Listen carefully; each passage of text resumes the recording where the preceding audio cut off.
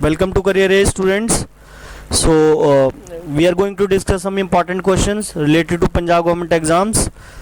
So let's come to the question, students. Question number first, direction saying in these questions sentences are given and with blanks to be filled in with appropriate words. Four alternatives are suggested for each question. Choose the correct alternative out of the four alternatives. So question number first, it's saying each school has its own set of rules, blank all good pupils should follow them. Each is an indefinite pronoun. Basically each school has its own set of rules, so we have to put here right connector. But आना है या और आएगा या so आएगा या and आएगा. अब but तो देखो यहाँ पे आ नहीं सकता because but तो contradiction करता है. क्लियर. चॉइस यहाँ पे है नहीं कि कोई इधर लग रहा है तो हम और पुट करेंगे. ओके तो यहाँ पे जो राइट कंजंक्शन बनेगा that would B D. And each school has its own set of rules and all good people should follow them. Clear. So and would be the right answer over here, because and जो होता है students it is use for joining words और group of words और independent clauses without a contrast. मतलब जिसमें contradiction ना हो वहाँ पे एंड लगता है. So in this particular statement there is no contradiction. Contradiction जैसे मैं ऐसे बोलता हूँ कि बट तो ऐसे आता है. कॉन्ट्राडिक्शन अगर आपको समझाना चाहूँ तो ऐसे हो सकता है जैसे फर्स्ट स्टेटमेंट मान लो पॉजिटिव है तो फर्दर स्टेटमेंट हमारी जो है नेगेटिव होनी चाहिए. ये कॉन्ट्रडिक्शन होती है. जैसे the company is providing all the facilities but the employees are not utilising those. पहली पॉजिटिव बाद वाली negative. This is called contradiction. So in first statement there is no contradiction, so that is why simply यहाँ पे and जो है joining वाला connector लगेगा. Come to the question number second. Second question it's saying on my return from a long holiday I had to blank with a lot of work.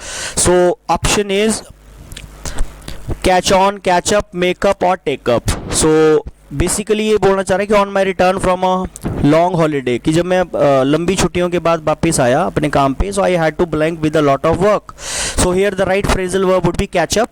Catch up actually होता है to reach the same level और standard as somebody who is ahead of you. जैसे आप छुट्टियों के बाद आए तो आप पीछे रह गए, तो आपके जो कलीग्स हैं मे बी वो आगे वर्क में निकल गए हो, तो आप ये बोलना चाह रहे हो कि आप उस लेवल पे पहुंचना चाहते हो. To reach the same level और standard as somebody who is ahead of you. So that is why catch up is the right phrasal verb over here. Come to the question number third. Only one of the boys. Very very important noun का concept है student से. This concept is related to noun. Basically one of concept बोला जाता है इसको. कभी भी statement में वन ऑफ आए तो इसके साथ दो कॉन्सेप्ट जोड़े हैं. इसके साथ जो वर्ब लगती है स्टूडेंट्स, वर्ब हमेशा इसके साथ सिंगुलर लगाई जाती है और नाउन इसके साथ हमेशा प्लूरल लगता है. Noun goes plural. अब यहाँ पे देखो नाउन तो प्लूरल दे ही रहा है लेकिन वर्ब हमें बतानी है only one of the boys. So boys they के हम हैव नहीं पुट करेंगे बल्कि वन ऑफ एक की बात करना चाह रहा है तो यहाँ पे हैज आएगा. Has not done the homework given yesterday. Come to the question number fourth. Fourth statement it's saying like hopes of a settlement depends on the blank of discussion. Hopes of a settlement depends on the blank of the discussion. So what would be the right answer over here? Finding आएगा, outcome आएगा, breakthrough आएगा और resolutions आएगा. Clear? So here hopes of a settlement depends on the outcome. Basically outcome of the discussion would be the right answer because outcome क्या होता है? किसी चीज़ का result होता है. The result or effect of an action or event. किसी चीज़ का जो आउटकम मीन्स जो परिणाम आता है उसको बोलते हैं. तो hopes of a settlement depends on the outcome of the discussion. मतलब हमने जो डिस्कशन करी उसका जो रिजल्ट आएगा वो बेटर के लिए हम उसको एक्सपेक्ट कर रहे हैं. Clear. Come to the question number 5. We must avail ourselves. Most important, Punjab के एग्जाम में ये क्वेश्चन हिट होता है जी, बड़ा इंपॉर्टेंट है. ये जो अवेल वर्ब है स्टूडेंट, इसके दो कॉन्सेप्ट हैं. अवेल वर्ब पहली बात, इसके साथ तो रिफ्लेक्सिव प्रोनाउन फॉलो होता है. देखो यहाँ पे लग रहा है, यहाँ पे सब्जेक्ट क्या है students, here subject is we. So we का रिफ्लेक्सिव यहाँ पे आर सेल्स बिल्कुल करेक्ट लगा रहा है. एक तो ये रिफ्लेक्सिव प्रोनाउन अपने साथ लेती है पहली बात, और इसके साथ दूसरा कॉन्सेप्ट है स्टूडेंट्स प्रेपोजिशन का, और इसके साथ प्रेपोजिशन लाती है हमेशा ऑफ. तो यहाँ पे बी ऑप्शन एलिमिनेट होगी, ऑन लगा रहा है. सी ऑप्शन एलिमिनेट होगी, अगेंस्ट लगा रहा है. डी ऑप्शन एलिमिनेट होगी, टू लगा रहा है. तो यहाँ पे आएगा राइट आंसर ऑफ. और आगे in our way. We must avail ourselves of every opportunity that comes in our way. Means avail basically होता है ग्रैब करना, किसी अपॉर्चुनिटी को ग्रैब कर लेना, हथिया लेना basically. So come to the question number 6। Question number 6 पे अगर हम जाते हैं स्टूडेंट्स, तो in these questions out of the 4 alternative choose the one which best expresses the meaning of the word given in bold. तो bold word पे जो हमें दे रखा है उसका मीनिंग बताना है स्टूडेंट्स। सो डूबियस यहाँ पे वर्ड है, डूबियस का मीनिंग होता है बेसिकली नॉट सर्टेन और डाउटफुल, मतलब विच इज़ नॉट सर्टेन। जैसे अभी कोरोना फैला हुआ है तो ये कोई सर्टेन सिचुएशन नहीं है, ये अनसर्टेन है, तो ऐसी सिचुएशन को ही मतलब ड्यूबियस वर्ड हम वहाँ पे यूज़ करते हैं। Clear? Which is not certain. तो doubtful would be the right answer. It's not disputable, not duplicate, not dangerous. Come to the word number 7th, it's flabbergasted। flabbergasted 7th जो word है students, very very important. It means extremely surprised और we can say astonished. Astonished surprise के लिए students ये भी एक word use होता है, and this particular word also means हैरान होना। ओके, एक्सट्रीमली सरप्राइज्ड और एस्टोनिश्ड। सो जो थर्ड वर्ड है students, that is dumbfounded. It's dumbfounded would be the right answer. Dumbfounded का मीनिंग भी वही होता है, unable to speak because of surprise. मतलब जब आप कुछ बोल नहीं पाते बिकॉज ऑफ सरप्राइज। ठीक है, सरप्राइज ही इसका भी मीनिंग होता है, तो ये सिनोनिम बनेगा। डम्बफाउंडेड इसका सिनोनिम बनेगा, दैट इज फ्लैबरगेस्टेड वर्ड का। Clear? Come to the word number 8th, eternal. 8th word है हमारे पास, that is eternal. And eternal means होता है without an end, continuing forever, मतलब जिसको हम अमर बोलते हैं। जैसे गॉड इज एटर्नल, है ना, इमॉर्टल भी बोल सकते हैं, which without an end, continuing forever, और वी कैन से कांस्टेंट। जो चीज़ जो है कांस्टेंट होती है, लंबे टाइम तक एग्जिस्ट करती है, जिसका कोई एंड नहीं होता। क्लियर? तो यहाँ पे जो राइट आंसर बनेगा students, that would B 4th, perpetual. Perpetual क्या होता है? कॉन्टिन्यूसली। perpetually means continuously होता है basically. Clear? So this would be the right synonym over here. Come to the word question number 9 to 11. Direction, it's saying in these questions choose the word opposite meaning to the word given in bold. Means हमें opposite words देना है, antonym देना है students. ये बात ध्यान रखना, direction को हमेशा अच्छे से रीड करना है कि whether we have to give synonym or antonym. तो word number 9th बोल रहा है, यहाँ पे एक वर्ड है दैट इज एनलाइटन। एनलाइटन का मीनिंग हमें पता होना चाहिए, तभी हम इसका एंटोनिम ऑपोजिट हिट कर पाएंगे। सो एनलाइटन मीन्स होता है to give somebody information so that he may understand something better, मतलब किसी को कुछ इंफॉर्मेशन देना ताकि वो अच्छे से समझ पाए। तो इसका जो राइट आंसर बनेगा that is befog. Sorry, opposite जो इसका बनेगा, इट्स जो ऑपोजिट बनेगा that would be befog basically.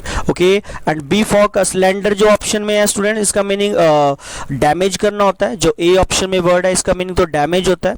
Okay, और जो बी मॉन वर्ड है इसका मीनिंग कंप्लेन करना होता है। ओके, और the third word darken, darken हमें पता है टू बिकम डार्क होता है, और बी फॉग यहाँ पे हमारा राइट आंसर जाएगा। एंड बी फॉग का मीनिंग होता है टू मेक समबडी कंफ्यूज्ड, किसी को कंफ्यूज कर देना। ये तो हो गया कि किसी को अच्छे से समझाना, to make to understand better. Clear? To make something understand better, but ये होता है किसी को कंफ्यूज करना, तो ये इसका ऑपोजिट बनेगा। Okay, come to the word number 10th। 10th word is exceptional. Exceptional means होता है एडजेक्टिव है ये। अगर इसकी पार्ट्स ऑफ स्पीच की बात की जाए, so this is an adjective basically, and it means adjective form में ये हमें जो मीनिंग देता है that is unusually good, outstanding we can say, exceptionally well जैसे हम बोल देते हैं, आउटस्टैंडिंग, आउटस्टैंडिंग इसका मीनिंग जाएगा। मतलब पॉजिटिव वर्ड है, जैसे he did exceptionally well okay in the examination. तो यहाँ पे जो इसका ऑपोजिट बनेगा that would B 3rd, common. मतलब कोई अच्छी चीज़ है तो उसका कॉमन जाएगा, मतलब means opposite would be common. Happening often जो अक्सर होता है। क्लियर? तो ये तो कोई अच्छा काम करता है, आउटस्टैंडिंग वेल है तो ये रेयर है, और इस कॉमन जाएगा इस सेंस में, ओकेजनल नहीं जाएगा, ग्रेट नहीं जाएगा, it's not absorbing. Okay, come to the question number 11, zeal. Zeal basically होता है एंथुसियाज्म, किसी काम को करने की इच्छा। ओके, जो मीन्स बहुत ग्रेट एनर्जी से, एंथुजियाज्म से connected with something that you feel strongly about, enthusiasm हम बोल सकते हैं। और एंथुजियाज्म की स्पेलिंग भी आती है पेपर में, तो एंथुजियाज्म की स्पेलिंग क्या हो सकती है? It's ENTHUSIASM, enthusiasm. Enthusiasm means होता है students zeal, energy, power, strength. Okay, तो इसका जो राइट आंसर बनेगा that would B apathy. Apathy होता है basically the feeling of not being interested in, मतलब किसी चीज में ना इंटरेस्टेड नहीं होना, नॉट इंटरेस्टेड, नॉट इंटरेस्टेड। तो हम यहाँ पे ऑपोजिट दे रहे हैं स्टूडेंट्स, ये बात का ध्यान रखना हमने। तो नॉट इंटरेस्टेड इसका राइट ऑपोजिट बनेगा। Come to the question number 12 to 14। In these questions out of the 4 alternative choose the one which can be substituted for the given word sentence. So 12th word का students हमें meaning देना है। यहाँ पे एक one word substitution है हमारे पास, और इसके लिए बोल रहा है severely abusive writing in journals, मतलब सिवियरली जो अब्यूजिंग राइटिंग, जो लिखता है बहुत कुछ गंदा लिखता है, ठीक है, इन जर्नल्स में, उसको क्या बोलते हैं? तो it's right answer would be C, it's scurrilous would be the right answer. इसका ही मीनिंग बेसिकली होता है severely abusing writing in generals. Imaginary वो होता है जो existing only in your mind, जो हमारे दिमाग में है सिर्फ, ठीक है, इमेजिनेशन कल्पना में है। स्पेक्यूलेटिव नहीं हो सकता, स्पेक्यूलेटिव का मीनिंग होता है बेस्ड ऑन गेसिंग, मतलब कुछ चीज़ गेस करना। और सार्कास्टिक जो होता है बेसिकली एक्सप्रेसिंग और एक्सप्रेसिव और रेडिकुलर और हर्ट्स, दैट हर्ट्स, मतलब कुछ रेडिकुलस वे में बोलना जो हमें हर्ट करता है। तो ये सारे आंसर गलत हैं, इसका सी आंसर बनेगा students. Come to the question number 13। Call upon god और any other power like law etcetera for help और प्रोटेक्शन, मतलब जब हम भगवान को पुकारते हैं कि मेरी मदद करो, ठीक है, तो उसके लिए जो हमें जो राइट वर्ड बनेगा student that would B invocation. Invocation would be the right answer. Invocation वही होता है जब हम गॉड को पुकारते हैं, कॉल अपॉन गॉड और any other power like law etcetera for help और प्रोटेक्शन, जैसे हम बोलते हैं भगवान मेरी मदद करो। तो ये जो सेकंड वर्ड है इनवॉल्यूशन, इसका मीनिंग होता है basically the action of embracing something, किसी चीज़ को शर्मसार करना। और सी वाला जो वर्ड है स्टूडेंट्स इनंडेशन, इसका मीनिंग होता है the rising of a body of water and it's overflowing into normally dry land. और जो लास्ट डी वाला वर्ड है रेवोकेशन, इसका मीनिंग होता है the act of cancelling a law, मतलब लॉ को कैंसिल करना। तो ये सारे ऑप्शंस गलत हैं, बी भी रॉन्ग है, सी भी रॉन्ग है, डी भी रॉन्ग है, it's right answer invocation. Come to the question number 14 में एक हमें फोबिया पे वर्ड दिया हुआ है, fear of being enclosed in a small close space, मतलब छोटे से प्लेस पे खुद को छुपा देना। ओके, खुद को छोटे से प्लेस पे छुपा देना। So the right answer would be claustrophobia, fear of being enclosed in a small or closed space, claustrophobia would be the right answer।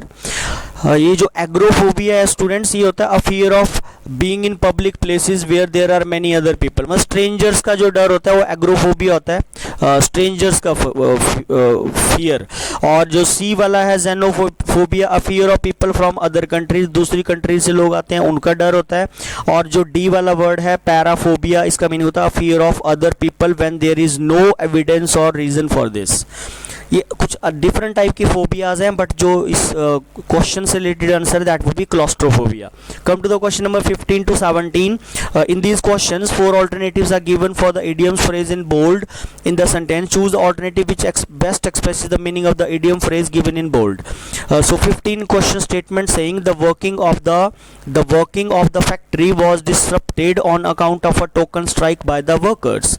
So token strike का स्टूडेंट्स हमें यहाँ पे मीनिंग देना पड़ेगा। एक इडियम है, इसका मीनिंग होता है basically token strike means to get their demands fulfilled, कि ओके। सो इसका जो बेस्ट एक्सप्रेशन बनेगा that would be short strike we can say held as a warning, ये इसका राइट आंसर बनेगा। मतलब जब एक छोटी सी वार्निंग दी जाती है, वार्निंग सेंस में, मतलब एक छोटी सी स्ट्राइक को किया जाता है, क्लियर। तो शॉर्ट टोकन स्ट्राइक्स उसी को बोलते हैं to get their demands fulfilled, मतलब कुछ वर्कर्स जो डिमांड करते हैं कि उनकी डिमांड्स को ना पूरा किया जाए, तो उसके लिए एक छोटी सी स्ट्राइक होती है, उसको एज ए वार्निंग सेंस में दी जाती है, उसी के लिए यूज किया जाता है इस इडियम को। Come to the 16, by opposing his proposal he fell foul of him, he fell foul of him. 16 idiom का हमें मीनिंग देना है स्टूडेंट्स। तो फेल फाउल ऑफ का मीनिंग होता है to get into trouble with the person and organisation because of doing something wrong. So get into trouble with basically by opposing his proposal, उसके proposal को मतलब विरोध करके उसने खुद को मुसीबत में डाल लिया। Clear? He fell foul of him, उसने खुद को ट्रबल में डाल लिया। Come to the 17, those who work by fits and starts, very very important, central government के एग्जाम में भी आया, स्टेट में भी आया। बाय फिट्स एंड स्टार्ट्स होता है बेसिकली जो बंदा अपने वर्क को रेगुलर वे में नहीं करता। So irregularly would be the right answer. Seldom show good results, those who work by fits and starts seldom show good results, seldom मतलब कभी कभार ही उनके रिजल्ट अच्छे आते हैं जो इरेगुलर वर्क करते हैं। 18 to 20 3 क्वेश्चन है हमारे पास स्पेलिंग चेक के, मिसस्पेल्ड वर्ड को स्टूडेंट्स हमने ढूंढना है यहाँ पे। तो 18 का जो राइट स्पेलिंग बनेगा दैट वुड बी एक्यूटेबल, इसका जो right spelling students EQUITABLE, this would be the right spelling. Kidnapping wrong है, इसमें डबल P आना चाहिए, रॉन्ग स्पेलिंग है। रेमिटेंस REMMI आता है इसमें, और ट्रैवलिंग में डबल L आता है, तो ये तो गलत स्पेलिंग है। Come to the 19th, it's necessary, temporary और आइटिनरी और सैंग्यूनरी। ओके, सो आइटिनरी एक प्लान्ड जर्नी होती है, journey from place to place, तो इसका जो राइट आंसर बनेगा दैट वुड बी C। बाकी स्पेलिंग रॉन्ग है, ये गलत है, ये भी रॉन्ग है, यहाँ पे A होना चाहिए था, और ये लास्ट वाली स्पेलिंग D भी हमारी राइट है, सॉरी रॉन्ग है। क्लियर? तो इसकी राइट स्पेलिंग होगी SANGUINARY, इसमें A आता है यहाँ पे। ओके, तो लास्ट एंड फाइनल क्वेश्चन है साइकोलॉजी, अपोलॉजी, क्रिमिनोलॉजी, आर्कियोलॉजी। तो इसका जो राइट आंसर बनेगा students that would B D। Archaeology की स्पेलिंग बिल्कुल राइट है। ओके, अपोलॉजी में सिंगल P आता है, PSYCHOL, यहाँ पे O आता है, ये भी गलत है। और क्रिमिनोलॉजी की राइट स्पेलिंग होती है इट्स CRIMINOLOGY, CRIMINOLOGY होना चाहिए, तो ये भी रॉन्ग है। So this is all about today's test question students. come to see you in next video. Thank you very much.